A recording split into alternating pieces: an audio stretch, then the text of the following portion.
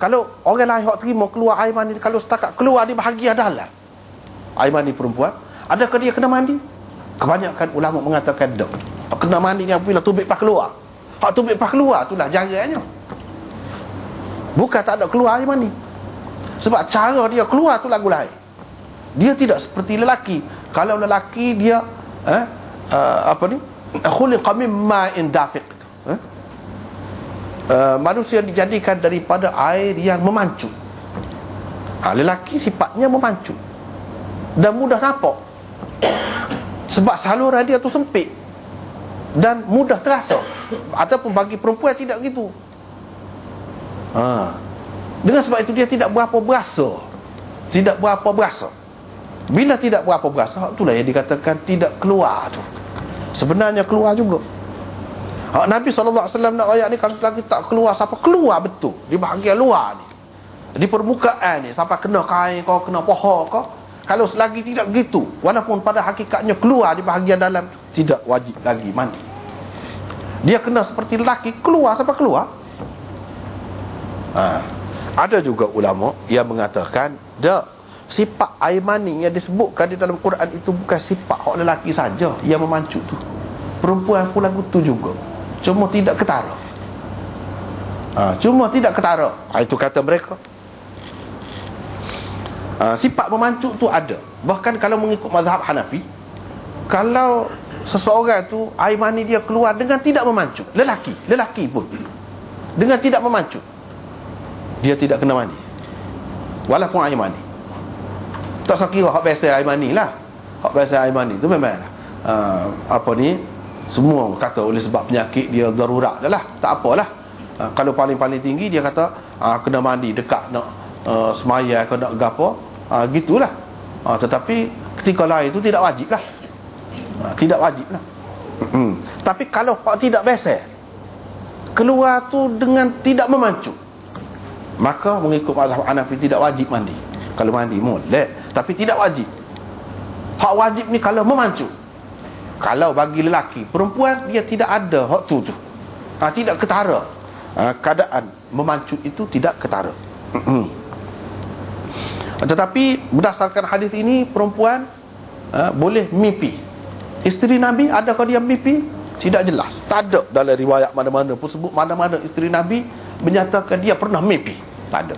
Dengan sebab itu, ada ulama yang mengatakan seperti tadi. Ada yang mengatakan tidak, oleh kerana tidak ada dorongan tu luar yang menyebabkan seseorang tu terlalu terfikir, terkhayal-khayal. Sebab apabila dia terdedah kepada banyak macam sekarang ni kan, maka boleh jadilah berlaku. Tapi dalam keadaan tidak ada dorongan tu, maka tidak ada. Walau bagaimanapun diketahui juga macam Ummu Sulaim dan lain-lain, bahawa ihtilam itu ada. Dan bila ihtilam itu ada, hukumnya serupa lelaki lah. Kira-kiranya dia nak cerita di sini, cuma di sini dalam hadis ni tak ada sebut lah. Bila Nabi SAW kata innaman nisa syaqaiqur rijal, serupa dengan lelaki, kira-kiranya hukum dalam kebanyakan perkara secara umumnya, hukum orang perempuan sama seperti lelaki, kecuali ada dalil yang memisahkannya. Ini perempuan, ini lelaki. Kalau tidak, serupa juga di sini.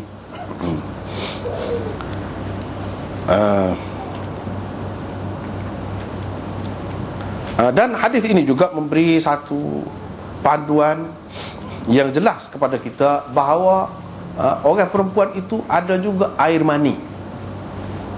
Air mani yang menyebabkan lahirnya anak itu. Bukan kata kelahiran anak ini disebabkan oleh pihak lelaki saja, tidak. Bahkan dalam riwayat yang lain, riwayat hak ni juga, tapi hak lain ada sebut mana kalau tidak perempuan tu ada air mani seperti lelaki, macam mana anak tu nak serupa dengan ibu.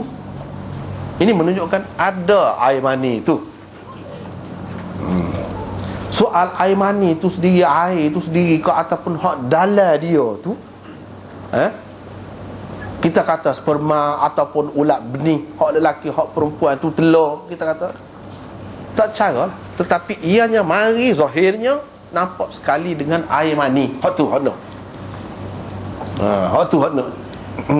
Hak hakikat dia kerana ulat benih, itu soal lain. Tetapi dia mari sekali dengan air mani. Itu hak pentingnya. Lepas tu bahkan dalam hadis yang lain ada sebut, kalau air mani lelaki itu mengatasi, melebihi air mani perempuan, maka akan menyerupai pakcik dia, alik suami lah. Kalau air mani perempuan itu ala au sabaqa, maka syabah itu serupa dengan alik mak dia. Di situ ramai pula ada orang kata ala tu mengatasi. Apa makna mengatasi? Ataupun mendahului. Dia buat tafsiran ikut serak. Dia kata mendahului itu keluar dulu. Ada. Bukan gitu. Tidak makna di sini ala ataupun sabaqah ni makna keluar dulu. Tak. Hak lebih tepatnya ialah ala. Ala tu makna mengatasi, lebih kuat. Tu. Bakar dia tu lebih kuat, maka akan menyerupai hak tu lah. Akan menyerupai hak tu. Kuat itu lagu mana? Bukan dari segi kekuatan seks, bukan lebih banyak air mani, tidak sabit tu. Kuat tu dari segi bakar dia tu. Dan hak ni ada sebut dalam hadis. Dan kita pakai hak ni, hak Aristotle kata begitu begini, itu serah dia, ikut dia lah hak tu. Tapi kalau tak ada air mani, dia nak jawab lagu mana hak ni? Persoalan hak Nabi ni. Serupa dengan ibu tu mari kok mana? Serupa dengan ibu tu mari kok mana?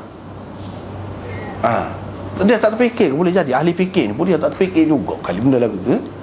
Nabi SAW menyelesaikan perkara ini dengan jelas bahawa perempuan ada air mani.